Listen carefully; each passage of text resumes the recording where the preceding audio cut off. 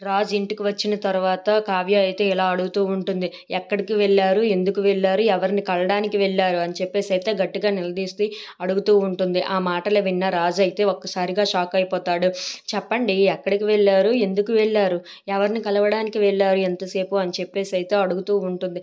ఆ మాటలకు రాజుకి ఏం చెప్పాలో తెలియక అయితే అలా సైలెంట్గా ఉండిపోతాడు. చెప్తారా లేదా అని చెప్పేసి అయితే గట్టిగా అడుగుతూ ఉంటుంది. ఆ మాటలకు నీకెందుకు చెప్పాలి నేను? నువ్వెవరవని అని చెప్పేసి అయితే అంటూ ఉంటాడు.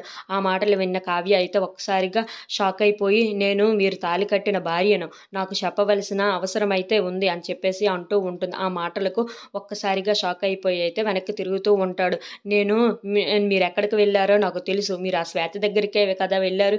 ఎవరు ఇంతకీ ఆ శ్వేత అని చెప్పేసి అయితే అడుగుతూ ఉంటుంది. ఆ మాటలు విన్న రాజు అయితే ఒక్కసారిగా షాక్ అయిపోయి కావ్య వైపు తిరిగి చూస్తూ ఉంటాడు. ఎవరు ఆ శ్వేత? నాకు చెప్పండి, నాకు తెలియాలి అని చెప్పేసి అయితే అంటూ ఉంటుంది.